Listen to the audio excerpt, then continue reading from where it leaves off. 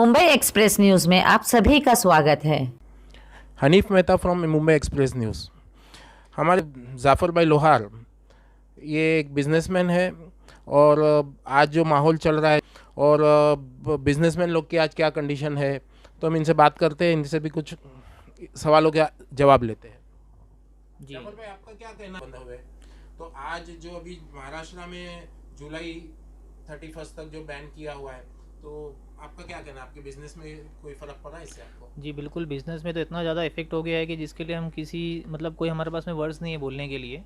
और फ़िलहाल सबसे बड़ी पोजीशन तो ये है कि जितने भी हमारे लेबर्स थे, basically I am interior designer, तो मेरे जितने भी जो लेबर्स थे वो उनको मैंने सारी फैसिलिटीज़ यहाँ पर दी थी अपनी तरफ से कि भाई कहीं वो जाए नहीं और उनको कोई नुकसान मतलब कोई किसी चीज़ की कमी ना हो।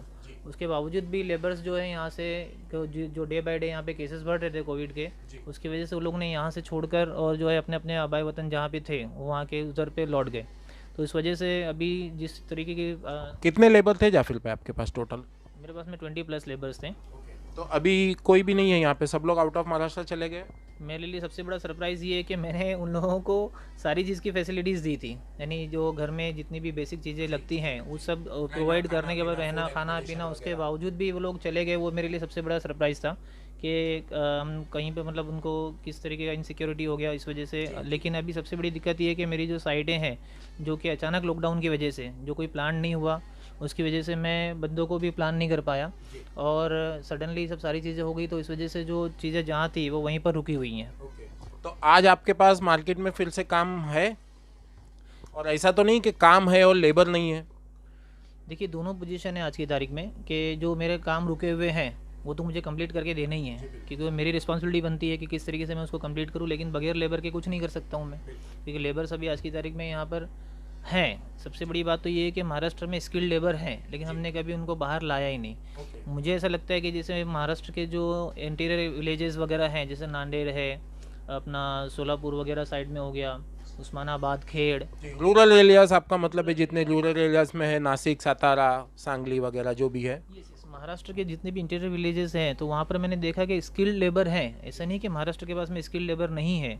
तो मुझे नहीं लगता कि हमें महाराष्ट्र में बाहर के लेबर्स के लिए हम लोगों को वेट करना चाहिए। यहाँ के जो लेबर्स हैं उनको हमें बाहर लाना चाहिए, उनके स्किल को हमें यूज़ करना चाहिए और उनको एक मौका देना चाहिए कि कम से कम जो अपने लोग हैं, जो महाराष्ट्र के लोग हैं, जो यहाँ पर अपना मतलब ब्रेड एंड बटर जो यहाँ पर ढूंढते हैं और जिन्होंने अपने इसको। तो आप गवर्नमेंट से मतलब एक सजेस्ट कर रहे हैं कि mostly son of the soil को ही मतलब जो है वो काम दीजिए इस तरह से? जी, तो ये एक महाराष्ट्र के लिए बहुत, महाराष्ट्रंस के लिए भी बहुत बड़ी बात होगी कि उनको भी रोज़गार मिलेगा। ज़्यादातर जो लोग बेरोज़गार है महाराष्ट्र में, उनको रोज़गार पहले दीजिए इस तरह से। बिल्कुल बिल्कुल, देखिए महाराष्ट्र में जो हम लोग रह रहे हैं, born and brought up from Maharashtra हैं और महाराष्ट्र में ही सारा सब कुछ हमारी फैमिली के साथ हम रह रहे हैं, तो हमारा पहला अधिकार बनता है इस चीज़ के लिए कि भाई हमारे लोगों को कम से कम आप एक मौका दें, उनको ऊपर आने का चांस दें हर चीज़ के अंदर। और जिसमें मेरे ख्याल से लेबर्स जो हैं उनको पहले प्रायोरिटी देनी चाहिए और उन लोगों को जो है अपॉर्चुनिटीज़ देनी चाहिए कि भाई आप लोग आकर आगे काम करें। जी। और आज मार्केट की क्या पोजीशन है, बिजनेस की क्या पोजीशन है आपकी? सर, बिज़नेस की पोजीशन तो ऐसे कि आपने दुखती रख के ऊपर हाथ रख दिया है कि जो है वो तो वहीं अटका हुआ है। नए को तो कोई गुंजाइश ही नज़र नहीं आ रही है, नए प्रोजेक्ट्स के लिए कोई गुंजाइश नज़र नहीं आ रही, क्योंकि लोगों के पास पैसा नहीं है ना सर। 2 महीने 6 महीने में प्रोजेक्ट्स आने के चांसेस सर, जिस तरीके के हालात हैं तो उसको देख के लग रहा है कि अगले साल भर तक तो शायद कोई गुंजाइश नहीं बने, और जो है अगर उसी को पूरा कर देंगे तो ही गनीमत है, ऐसा मुझे लग रहा है। जी। और बाकी तो मार्केट की पोजीशन इतनी ख़राब है कि जो पैसे आने थे वो भी लोगों के पास में अटके हुए, और आज की मतलब जो टाइम चल रहा है उसमें हम अब किसी को बोल भी नहीं सकते कि भाई। और जो सरकार ने जो एमएससीबी के लिए जो प्रपोजल रखी है कि हम लोग स्मॉल स्केल इंडस्ट्रीज़ को लोन देंगे वगैरह और लाइट बिल माफ़ करेंगे इस तरह का से, तो ये हुआ है? आपको इसके कोई बेनिफिट मिली है? सर देखिए, सेंट्रल गवर्नमेंट की तरफ से तो हमें पिछले 6-7 सालों से बहुत ज़्यादा सरप्राइजेस मिल रहे थे, लेकिन साथ ही साथ स्टेट गवर्नमेंट से हमें ये उम्मीद नहीं थी। और जो काफ़ी मतलब हमारे जो दोस्त यार वगैरह हैं, जो मेरे जो फ्रेंड्स वगैरह हैं, तो उनका भी यही है कि भाई किसी तरीके से कुछ हेल्प मिलना बहुत ज़रूरी है। सिर्फ बातों से काम नहीं चलेगा अभी, क्योंकि मदद मिलना बहुत ज़रूरी है। सेंट्रल गवर्नमेंट से तो बहुत सी उम्मीदें थी हम लोगों को, जो एमएसएमई के जितने भी हम लोग कैटेगरी के बिजनेसमैन हैं, लेकिन वहाँ से भी सिर्फ अभी तक का जुमला ही मिला है और अभी तक कुछ तो मिला नहीं है। और आज भी नरेंद्र मोदी जी ने हमें उनसे बहुत उम्मीदें थी कि आज वो कम से कम कुछ ना कुछ तो जो मध्य वर्ग के लोग हैं, यानी देखिए लेबर कैटेगरीज जो है उनके लिए है, अपर के लिए तो कोई तकलीफ़ ही नहीं है, जो है हम जो मीडियम लेवल के लोग हैं उन लोगों के लिए तकलीफ़ आ रही है।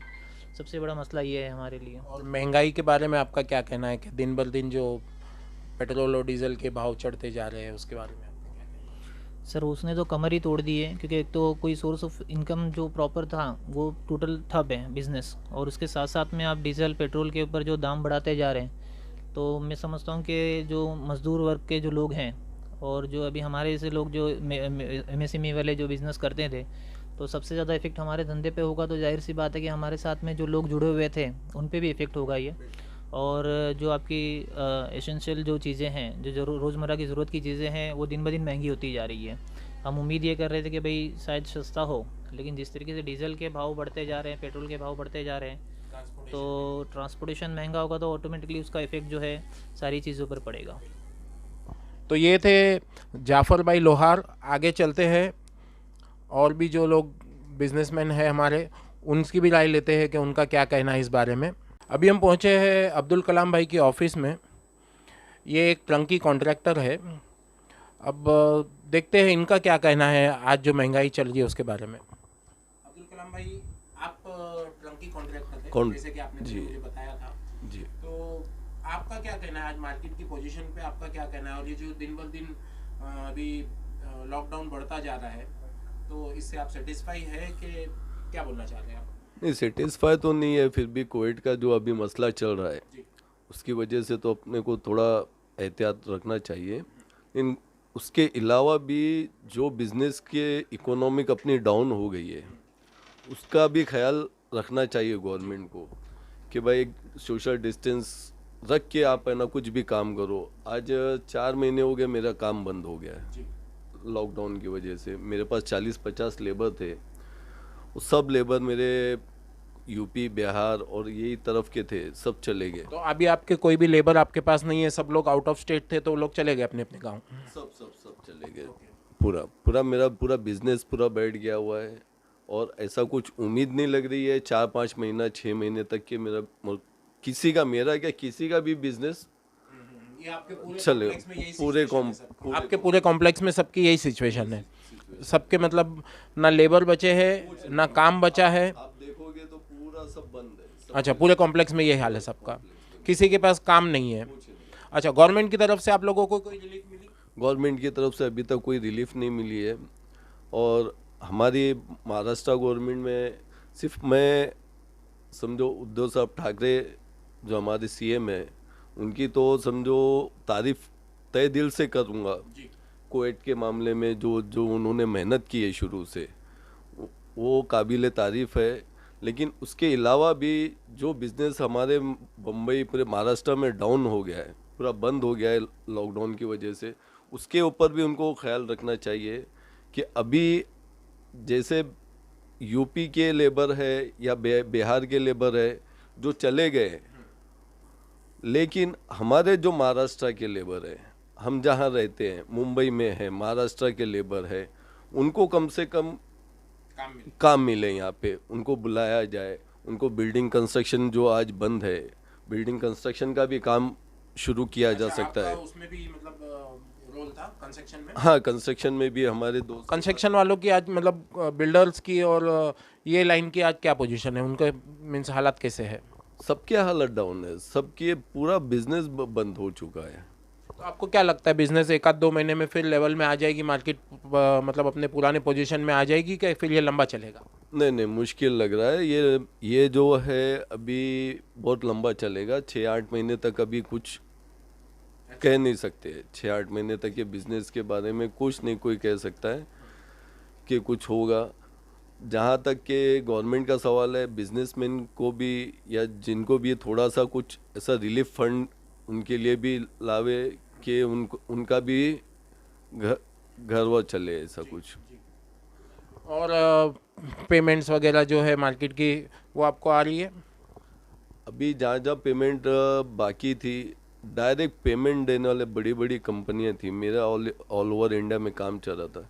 डायरेक्ट उन्होंने ना जनवरी 2021 का टाइम दे दिए, सीधा 6 महीने बाद। सीधा 6 महीने। और ये जो कॉम्प्लेक्स वगैरह है, लाइट बिल वगैरह और मेंटेनेंस का, तो ये सब सरकार ने माफ़ कर दिया है आप लोग को? कुछ नहीं माफ़ हुआ हमको। महाराष्ट्र सरकार से भी उम्मीद थी कि अडानी ग्रुप का जो लाइट बिल है वो माफ़ होगा, लेकिन अभी तक के सबका जहाँ 2000 बिल आता था अभी 10,000 आ रहा है या 15,000 आ रहा है किसी का। ये लाइट बिल भी एक माफ़ होना चाहिए। मेरी सीएम से एक गुजारिश है, एक रिक्वेस्ट है कि लाइट बिल और जो भी गवर्नमेंट खाते की जो भी चीज़ें हैं वो माफ़ कर दो। थैंक यू अबुल कलाम भाई। जैसे कि आपने देखा कि मुंबई में जितने बिजनेसमैन हैं ज़्यादातर सब लोग परेशान हैं। महंगाई से एक अलग परेशान है, बिजनेस से एक अलग परेशान है, घर से एक अलग परेशान है, लॉकडाउन से अलग परेशान है। और ये सब रिक्वेस्ट करते हैं महाराष्ट्र गवर्नमेंट से और मोदी गवर्नमेंट से कि इनकी तरफ भी ध्यान दिया जाए। इनके जो लाइट के बिल्स है, इनके जो पानी के बिल्स है, इनके जो मेंटेनेंस चालू है, इनके जो दीगर अखराजात है, इनमें कुछ फैसिलिटीज़ दी जाए। लोग मांग करते हैं महाराष्ट्र गवर्नमेंट से